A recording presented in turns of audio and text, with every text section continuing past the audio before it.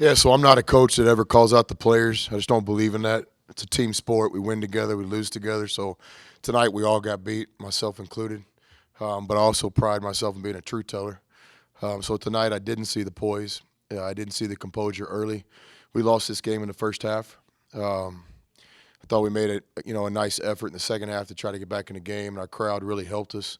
But this game was lost in the first half, and so, you know, what we're trying to do as a program is we're trying to take that next step, and the next step's very difficult. You can outwork people to go from bad to average or average to good, and we've done that our whole careers. But when you start trying to go from good to great, or when you start trying to go from the second half of this league to the first half of this league, there's a lot that comes with that. And one of the big things is maturity and responsibility to understand that you play every game. I respect Oklahoma State. I know they're not an 0-6 team. I understand exactly what we were getting into tonight. But just I don't think the players quite got it. And it's not calling them out in a negative way because ultimately it's my job to get them ready. But, we're a team that's 1-1, lost 1. 1-1, lost 1. And frankly, we have a great fan base here that thinks we're having a good season. A 500 season is not a good season to me.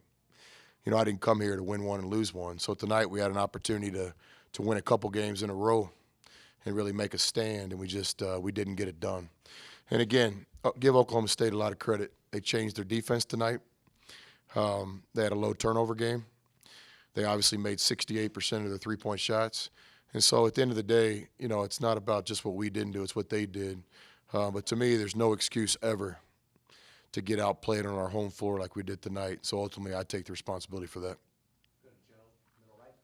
that. Coach, prior to this one, did you have any sense that something like this could be in the works? This for most people, this would be considered kind of a shocker. I know how good Oklahoma State is, but you guys were undefeated here and looking pretty good. And then a lot of people around the league are going to look at this and say, "Wow."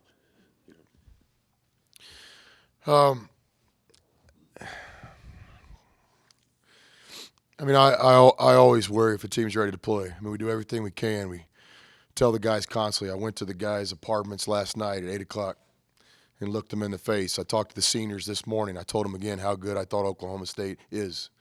They have an NBA player. They have one of the best players that ever played in this league. What does Forte get tonight? 20 points on 6 shots. I've seen the kid since he was in high school when people didn't think he could play in the Big 12, all the way to now where he's going to make a lot of money playing this game. Then they've got Carroll, who's an all-conference player. If I'm voting today, I'm voting him all-conference. And then they've got a coach, that knows what he's doing. Has been doing it a long time. So that's a question you'd have to ask the players because I know I didn't take them for granted. But again, give Oklahoma State a lot of credit. We just got to take the next step as the program, and it's hard. In a lot of ways, we've been. It's like I told the guys, we've been robbing banks. We got a lot of money. We win on the buzzer. We win in overtime. We hadn't got caught yet. Tonight we got caught. Coach, they got you 31-18 on the boards. Aside from Justin, really slim pickings on the rebounds. Second half, I noticed, especially Phil Forte was just killing you guys with the defensive rebounds. Is that positioning? They want it more? What would you attribute that to? See, those are tough questions to ask because I haven't watched the film yet. I always thought from like a sports fan, this would be pretty cool if we could do this in the morning because then coaches would really tell you what they feel. But for when I was sitting, the biggest problem is I thought we got out-competed a little bit. We got out-toughed. And that's just, that's not acceptable. And then in other times, they've got to spread out a little bit. We've had problems with teams that play small ball because some of our best players are forwards. It's no secret. We like to play Ross and Anthony and Matt and these guys, but when teams go small, then one of the responsibilities are you have to block out. We had a hard time doing it tonight. Coach, do you think you have guys in the huddle in those moments that are looked to instantly as leaders, or are you still searching to find out kind of who those key guys can be in those moments? No, I think we do. Let me be clear here. I have a lot of confidence in our players. We just got outplayed by a really good team, so it's not time to, panic. So I have a lot of confidence in our players, but I'm just trying to – I feel responsible for that. I'm trying to get them to go to that next level. And, we've got a lot of guys at 3-3 is like, let's make a T-shirt. And I don't think I've ever been 3-3 as a head coach. I don't, so it's just trying to get to the next level. And with that, tonight, and I got to make sure that the pressure doesn't shift where it starts becoming too tense. And so there's a fine line as a coach. You give your guys confidence, you keep it loose, but at the same time, you've got to understand what's ahead of you. So ultimately, though, we've got these seniors, and I'm sure that's a hurt locker room right now. That's a mature locker room right now. There's not a lot of finger pointing. It's a bunch of grown men saying, "Hey, we got to get back to work," and I agree. So again, hats off to Oklahoma State. They play great.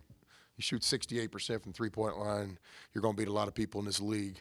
But to me, it really wasn't the win and losing tonight. It was the fact that we got outcompeted on our home floor, and that's just not going to be acceptable.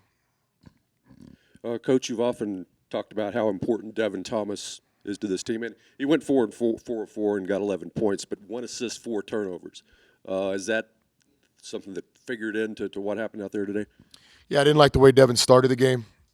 Too many turnovers early, and I think he shares that view. I did like the way he competed back in the game. We had a chance there. Crowd's going. We got to make a shot. We got to get a rebound. And I thought Devin was kind of the catalyst of that. I got no problems with Devin Thomas as a person, as a competitor. He's just got to play better when we play this kind of competition. Anything else for Coach? We got time for one more. We'll go to Casey to wrap it up. 56 fouls in 40 minutes. Is that the way a college basketball game should go? Yeah, and I thought the game was officiated fine. I might feel different in the morning when I watch the film, but victory favors the team that's more aggressive. They were more aggressive than us tonight, so that's where it starts to me. But then when a team just makes up their mind, they're just going to drive you. Like maybe help the guys tonight with some zone defense when we couldn't guard them, but then you saw the way they were shooting the ball. So I just, much like you guys that are fans in here, I just hoping for a stop. And that's a desperate feeling on the bench, when you're hoping for a stop instead of believing that you're going to get a stop. So we've got some holes in our defense that we got to fix. But again, I got a lot of confidence in our players and our staff, and no one's going to outwork us. We're going to get back to work and try to figure out a way to fix it.